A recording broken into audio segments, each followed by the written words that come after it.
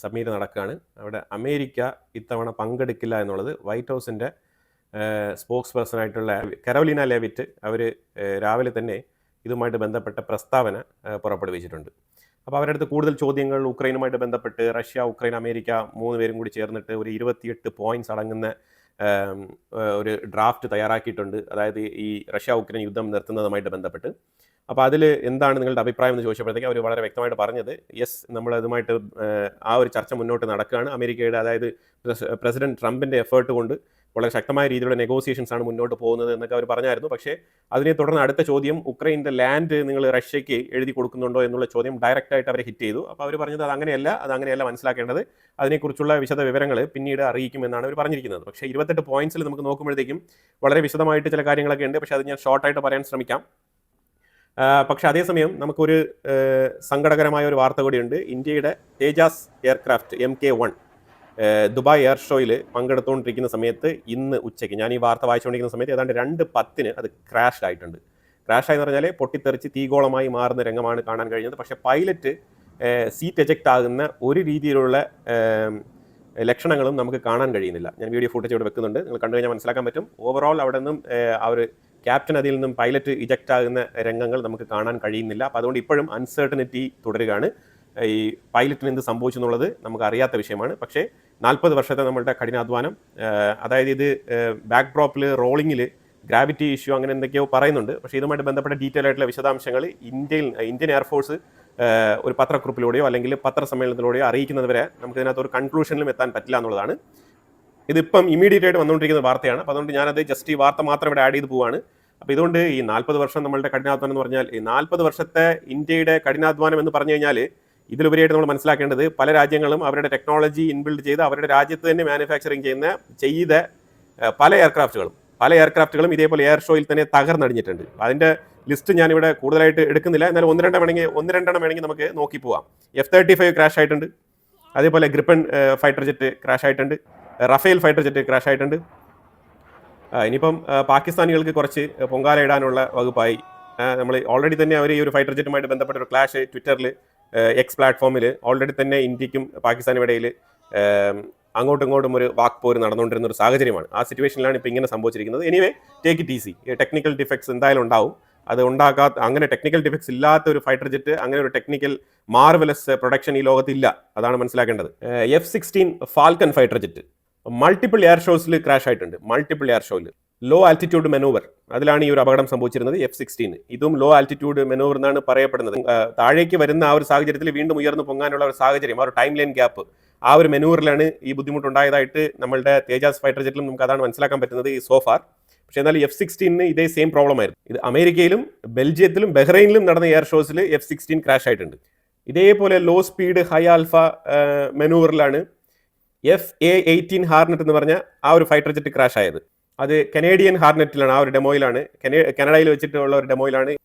അതുപോലെ F-35 lightning 2 എന്ന് പറഞ്ഞ ആ ഒരു മോഡൽ F-35 2023 എയർ ഷോയിൽ ഇത് ക്രാഷ് ആയിട്ടുണ്ട്. ഇതിനെ F-35B മോഡൽ എന്നാണ് ഇതിനെ വിളിക്കുന്നത്. B മോഡൽ, A അല്ല B.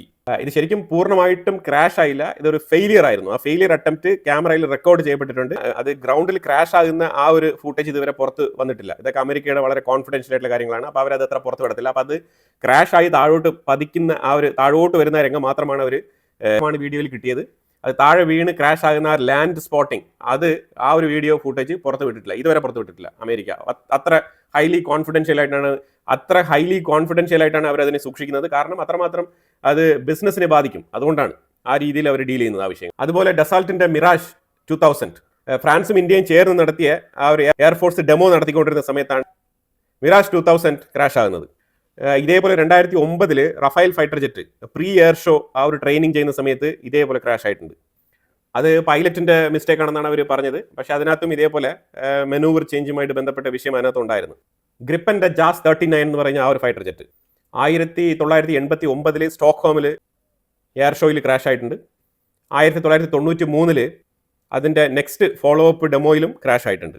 ഇത് ഗ്രിപ്പന് ഉണ്ടാക്കിയ ആ ഒരു ഇമ്പാക്റ്റ് ഉണ്ടല്ലോ, അത് ഹ്യൂജ് ഇമ്പാക്റ്റ് ആണ്, നെഗറ്റീവ് ഇമ്പാക്റ്റ് ആണ് ഉണ്ടാക്കിയത്. പക്ഷേ ഇപ്പോൾ ഗ്രിപ്പൻ നിലനിൽക്കുന്നുണ്ടല്ലോ. 2010 സ്പാനിഷ് ടൈഫൂൺ എയർ ഷോയിൽ ക്രാഷ് ആയിട്ടുണ്ട്, പൈലറ്റ് കൊല്ലപ്പെടുകയും ചെയ്തു. 2019 മാർക്സ് എയർ ഷോ റഷ്യയിൽ മോസ്കോയിൽ സുഖോയ് 30 അവിടെ വെച്ചിട്ട് ക്രാഷ് ആയതാണ്. Su-35 മൾട്ടിപ്പിൾ ഡെമോയിൽ ക്രാഷ് ആയതാണ്. മൾട്ടിപ്പിൾ ഡെമോയിൽ അതിന് ഒരു പ്രാവശ്യം അവർ പറഞ്ഞത് ഈ മൾട്ടിപ്പിൾ ടൈംസ് ഇങ്ങനെ ക്രാഷ് ആയതുവഴി ഒരു തവണ പറഞ്ഞത് ബാഡ് സ്ട്രൈക്ക് ചെയ്തെന്നാണ് പറഞ്ഞത്. ബാഡ് സ്ട്രൈക്ക് മീൻസ് പക്ഷി ഇടിച്ച് അപകടം സംഭവിച്ചതാണെന്നാണ് പറഞ്ഞത്.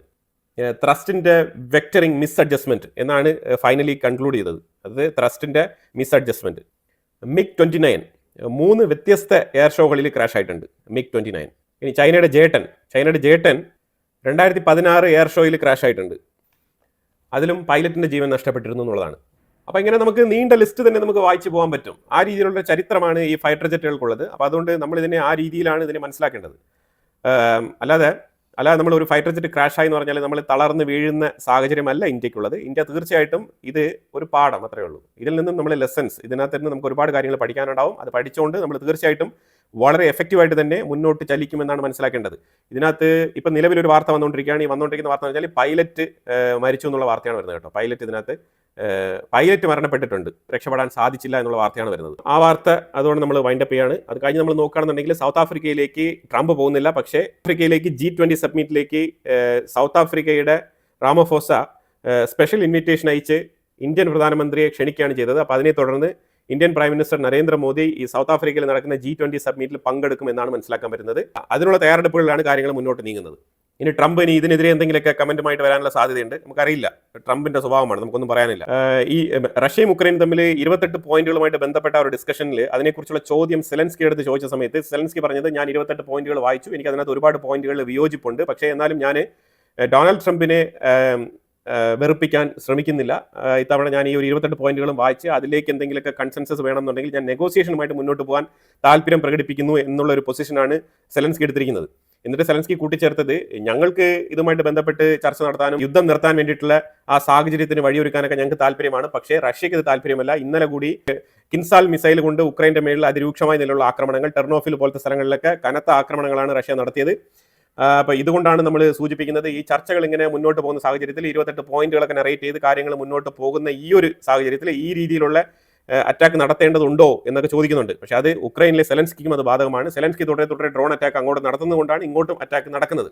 അപ്പോൾ ഈ സാഹചര്യത്തിൽ ഇതിനകത്ത് ലാൻഡ് സ്വപ്പിംഗ് ഒരു വിഷയം തന്നെയാണ്. കാരണം ഡോണസ്ക്, ലുഹാൻസ്ക് ഈ 2 സ്ഥലങ്ങൾ, ഈ ഡോൺബോസ് റീജിയനിൽ ലുഹാൻസ്ക് കംപ്ലീറ്റ് ആയിട്ട് റഷ്യ ഏറ്റെടുക്കുകയാണ്. പിന്നെ ഈ ഡോണസ്കുമായിട്ട് ബന്ധപ്പെട്ട വിഷയത്തിൽ ഈ ഡോണസ്കിൽ കുറച്ച് സ്ഥലത്ത് ഇപ്പോഴും ഉക്രൈനിയൻ പോപ്പുലാരിറ്റി, ഉക്രൈനിയൻ ജനങ്ങളായിട്ടുള്ള ആൾക്കാർ കുറച്ചുകൂടെ ആ ഒരു ഡെൻസിറ്റി കൂടുതലുണ്ട്. അപ്പോൾ ആ ഒരു സ്ഥലം മാത്രം വിട്ടുകൊടുത്തിട്ട് ബാക്കി ഡോണസ്കിന്റെ ഭാഗം ലുഹാൻസ്കിനോട് ചേർത്തിട്ട് ഡോൺബോസ് റീജിയനായിട്ട് മാറ്റിക്കൊണ്ട് റഷ്യ അതിനെ കൈയടക്കാനാണ് ശ്രമിക്കുന്നത്. അതിനെ ഒരു 28 പോയിന്റ് അടങ്ങുന്ന ഈ ഒരു എഗ്രിമെന്റ്, ഈ ഡ്രാഫ്റ്റ് അതിനെ ശരിവെക്കുന്നുണ്ട്. അതാണ് വസ്തുത.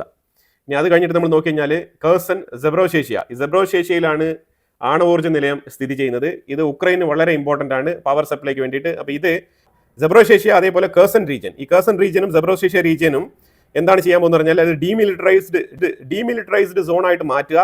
അതിലേക്ക് ഉക്രൈൻ്റെ സോൾജേഴ്സും വരാൻ പാടില്ല, റഷ്യയുടെ സോൾജേഴ്സും വരാൻ പാടില്ല. അതൊരു ബഫർ സോണായിട്ട് ക്രിയേറ്റ് ചെയ്ത് നിർത്തുക. പിന്നെ ഈ സെബ്രോഷേഷ്യയിൽ പ്രവർത്തിക്കുന്ന ഈ ആണവോർജ്ജ നിലയം ഇത് IAEA കീഴിൽ ഏൽപ്പിക്കും. IAEA എന്ന് പറഞ്ഞ സംഘടന ഉണ്ടല്ലോ, ഇന്റർനാഷണൽ ആറ്റമിക് എനർജി ഏജൻസി, അവരുടെ കീഴിൽ ഏൽപ്പിക്കുക. അവർ ഇതിന്റെ നടത്തിപ്പ് അവരിത് നടത്തും. എന്നിട്ട് 50% ഇതിന്റെ പവർ സപ്ലൈ ഉക്രൈന് കൊടുക്കും. ബാക്കിയുള്ള 50% റഷ്യക്കും, അതുപോലെ തന്നെ റഷ്യ ഇപ്പോൾ ഏറ്റെടുക്കുന്ന സ്ഥലങ്ങളുണ്ടല്ലോ ആ ഭാഗത്തേക്കുള്ള പവർ സപ്ലൈക്കും ഉപകാരപ്രദമാകുന്ന രീതിയിലുള്ള എഗ്രിമെന്റുകൾ തയ്യാറാക്കുമെന്നാണ് പറഞ്ഞിരിക്കുന്നത്. ഇതാണ് സെബ്രോഷേഷ്യയെക്കുറിച്ചുള്ള ആ ഒരു ടേംസ് ആൻഡ് കണ്ടീഷൻസ്.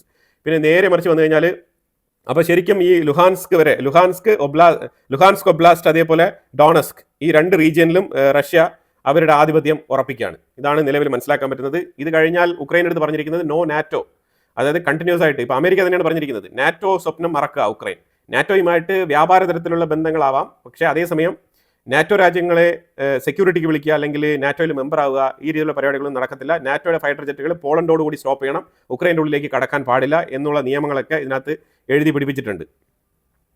പിന്നെ ഹ്യൂമാനിറ്റേറിയൻ എയ്ഡുമായിട്ട് ബന്ധപ്പെട്ട വിഷയങ്ങൾ സംസാരിക്കുന്നുണ്ട്. അതേപോലെ തന്നെ പ്രിസണേഴ്സ് സ്വൈപ്പിംഗ് അതും കൂടി ഇതിനകത്ത് ഈ ഒരു കണ്ടീഷനിൽ എഴുതി ചേർത്തിട്ടുണ്ട്. ഇതിനകത്ത് ഏറ്റവും കൂടുതൽ ബെനിഫിറ്റ് കിട്ടാൻ പോകുന്നത് അമേരിക്കയ്ക്കാണ്. കാര്യം വേറെ ഒന്നുമില്ല, നിരോധിക്കപ്പെട്ട 2 റഷ്യൻ എണ്ണ കമ്പനികളായിട്ടുള്ള റോസ്നെഫ്റ്റ് അതേപോലെ ലൂക്കോയിൽ ഈ 2 സ്ഥാപനങ്ങളുമായിട്ട് ബന്ധപ്പെട്ട പൈപ്പ് ലൈനുകൾ അമേരിക്ക ഏറ്റെടുക്കാൻ പോവാണ്. അമേരിക്ക ഏറ്റെടുക്കാൻ പോകുന്നത് എന്തുകൊണ്ടാണെന്ന് പറഞ്ഞാൽ റഷ്യയുടെ കയ്യിൽ നിന്ന് മുടക്കപ്പെട്ട സ്വത്തുക്കൾ, യൂറോപ്പിൽ റഷ്യ ചെയ്തിരുന്ന ഇൻവെസ്റ്റ്മെന്റ്, അപ്പോൾ അവർ സീസ് ചെയ്ത് വെച്ചിരിക്കുന്ന കുറേ സ്വത്തുക്കളുണ്ട്. ആ സ്വത്തുവകകളെല്ലാം തന്നെ, ആ അസറ്റ് എല്ലാം തന്നെ, ആ ഫ്രീസ്ഡ് അസറ്റ് എല്ലാം തന്നെ ലിക്വിഡേറ്റ് ചെയ്തിട്ട് ആ ഫണ്ട് ഉക്രൈൻ്റെ ഉള്ളിലേക്ക് ഇൻവെസ്റ്റ്മെന്റ് ചെയ്യാനും അതിൽ നിന്ന് കിട്ടുന്ന റിട്ടേൺസിൽ 50% അമേരിക്കയ്ക്ക് കൊടുക്കണം എന്നാണ് ഇപ്പോൾ ഇതിനകത്ത് എഴുതി വെച്ചിരിക്കുന്നത്. അതെന്തുകൊണ്ടാണ് നമുക്കറിയത്തില്ല. ഇത് ഒന്നാമതേ മോട്ടിക്കുക, റഷ്യയുടെ സ്വത്ത് മോട്ടിച്ചിട്ട് അത് ഇൻവെസ്റ്റ് ചെയ്തിട്ട് അതിൽ നിന്നും കിട്ടുന്ന ഇൻകമിന്റെ പ്രോഫിറ്റിന്റെ 50% ട്രംപിന് വേണം. ട്രംപ് മീൻസ് അമേരിക്കയ്ക്ക് വേണം. എന്തുകൊണ്ടാണെന്ന് പറഞ്ഞാൽ അമേരിക്കയാണ് ഉക്രൈനെ റീബിൽഡ് ചെയ്യാൻ പോകുന്നത്. ഇവിടെ എന്താണ് ഉദ്ദേശിക്കുന്നത് പറഞ്ഞാൽ അമേരിക്കൻസിന് ജോബ് ഓപ്പർച്യൂണിറ്റി. ഇനി കുറേ അമേരിക്കൻസ് ഉക്രൈനിൽ വന്ന് ഇറങ്ങും, അവരുടെ പണിയെടുക്കും. പല പല ടെക്നോളജിക്കൽ മേഖല ആയിക്കോട്ടെ, കൺസ്ട്രക്ഷൻസ് മേഖല ആയിക്കോട്ടെ, റീബിൽഡിംഗ്, അതേപോലെ ഈ പവർ, അതേപോലെ ഈ സബ്സ്റ്റേഷൻസ്, ഇതേമാതിരിയുള്ള പല ടെക്നിക്കൽ ഏരിയ ഉണ്ട്. ഇവിടെ എല്ലാം തന്നെ അമേരിക്കൻസ് ഒന്ന് പണിയെടുക്കും. അപ്പോൾ അമേരിക്കക്കാർക്ക് ജോബ് ഓപ്പർച്യൂണിറ്റി ക്രിയേറ്റ് ചെയ്യാണ് ഉക്രൈൻ്റെ ഉള്ളിൽ. അപ്പം അതായത് അമേരിക്ക മുടക്കുന്ന പൈസ നമ്മൾ ഇന്നലെ പറഞ്ഞ അതേ ഫോർമുല തന്നെ. അമേരിക്ക പൈസ മുടക്കി ഇവർക്ക് റീബിൽഡിംഗ് എന്നുള്ള പേരിൽ പൈസ മുടക്കും, ഡോളേഴ്സ്. പിന്നീട് ഇത് റീപേയ്മെന്റ് എന്നുള്ള നിലയിൽ ഈ റഷ്യയുടെ പൈസ ഇൻവെസ്റ്റ് ചെയ്ത് കിട്ടുന്ന ആ ഒരു റവന്യൂവിൽ നിന്ന് ഇവർ തിരിച്ച് ഈടാക്കും. അങ്ങനെ ഈടാക്കുന്ന സമയത്ത് അമേരിക്കയ്ക്ക് കിട്ടാനുള്ളതെല്ലാം കിട്ടും, കിട്ടേണ്ടതിൽ കൂടുതലും അമേരിക്കയ്ക്ക് കിട്ടും. അതാണ് മനസ്സിലാക്കാൻ പറ്റുന്നത്. പിന്നെ യൂറോപ്പിന് ഓപ്പർച്യൂണിറ്റി ഉണ്ട്. യൂറോപ്പിന്റെ ഓപ്പർച്യൂണിറ്റി എന്ന് പറഞ്ഞാൽ ഇൻവെസ്റ്റ്മെന്റ് നടത്താം. അതായത് അവരുടെ ഇൻഫ്രാസ്ട്രക്ചർ മേഖലയിൽ ഇൻവെസ്റ്റ്മെന്റ് നടത്താം. പൊട്ടിപ്പൊളിഞ്ഞ റോഡൊക്കെ യൂറോപ്പിന് നന്നാക്കാൻ വേണ്ടിയിട്ട് ഇൻവെസ്റ്റ്മെന്റ് നടത്താം. അതേപോലെ അവരുടെ IT മേഖലയിൽ ഇൻവെസ്റ്റ്മെന്റ് നടത്താം. അങ്ങനെ യൂറോപ്പിനും ഒരു ഫ്രീഡം കൊടുത്തിട്ടുണ്ട് ഇൻവെസ്റ്റ്മെന്റ് നടത്താൻ വേണ്ടിയിട്ട്. അപ്പോൾ ശരിക്കും പറഞ്ഞാൽ ഉക്രൈൻ ഇതിനകത്ത് ഒരു റോളും ഇല്ല. ഉക്രൈൻ വെറുതെ ഇരിക്കാം. മറ്റുള്ളവർ അമേരിക്കയും യൂറോപ്പും വന്ന് ഇവിടെ കാര്യങ്ങളൊക്കെ നടത്തും. അതിന്റെ പൈസയും പലിശ സഹിതം അവർ തിരിച്ചെടുത്തുകൊണ്ട് പോവുകയും ചെയ്യും. ഇതിലൂടെ Russia America business relationship, economic tie strengthen ചെയ്യും. അതിലൂടെ റഷ്യയിൽ നിന്നും എണ്ണ അമേരിക്ക വാങ്ങി ഈ പൈപ്പ് ലൈൻ ഓൺ ചെയ്യാൻ പോകുന്നത് അമേരിക്കയാണ്. അപ്പോൾ ഈ അമേരിക്കയുടെ പൈപ്പ് ലൈനിലൂടെ, അതായത് ഇത്രയും നാളും ഉക്രൈൻ്റെ ഉള്ളിൽ ഉക്രൈൻ അവകാശപ്പെട്ട പൈപ്പ് ലൈൻ ആയിരുന്ന ആ ഒരു പൈപ്പ് ലൈൻ ഇപ്പം അമേരിക്കയ്ക്ക് അവകാശപ്പെട്ട പൈപ്പ് ലൈനായിട്ട് മാറുകയും ഈ കമ്പനികൾ, റോസ്നെഫ്റ്റ്, ലൂക്കോയിൽ പോലത്തെ കമ്പനികൾക്ക് സാങ്ഷൻ ഏർപ്പാടാക്കി അതിനെ വെടക്കാക്കി തനിക്കാക്കുന്ന പോലെ ആ കമ്പനികളെ അമേരിക്ക ഏറ്റെടുക്കുകയും അതിലൂടെ ഇത്രയും നാളും യൂറോപ്പ് ഡയറക്റ്റായിട്ട് വാങ്ങിച്ചുകൊണ്ടിരുന്ന ഒരു എണ്ണ ഇപ്പോൾ യുദ്ധത്തിന് ശേഷം അമേരിക്ക ഇവർക്ക് ഇടനിലക്കാരായിട്ട് നിന്നുകൊണ്ട് ഇതേ എണ്ണ റഷ്യയിൽ നിന്ന് വാങ്ങിച്ച് യൂറോപ്പിന് സപ്ലൈ ചെയ്യും. അതിൻ്റെ ബെനിഫിറ്റ്, പ്രോഫിറ്റ് അമേരിക്ക എടുത്തുകൊണ്ട് പോവുകയും ചെയ്യും. ഇതാണ് ഇപ്പോൾ നിലവിൽ സംഭവിക്കാൻ പോകുന്നത്. ഇനി യൂറോപ്പിന് എണ്ണ വില കൂടാൻ പോവുകയാണ്. അമേരിക്ക നിർണ്ണയിക്കും ഓയിലിൻ്റെ പ്രൈസ് യൂറോപ്പിന് എത്രയ്ക്ക് കൊടുക്കണം എന്നുള്ളത്. അപ്പോൾ ഇവരുടെ $47 കുറച്ചാലേ ഞങ്ങൾ വാങ്ങിക്കൂ, 50 മുകളിൽ പോയാൽ ഞങ്ങൾ വാങ്ങിക്കൂല, ഈ ഡിമാൻഡൊക്കെ ഇവർ വെച്ചുകൊണ്ടിരുന്നത് റഷ്യ എടുത്ത്. അപ്പം മര്യാദയ്ക്ക് ഇവർക്ക് ഓയിൽ, എനർജിയൊക്കെ കിട്ടിക്കൊണ്ടിരുന്ന സമയത്ത് ഇവർക്കത് പോരാ.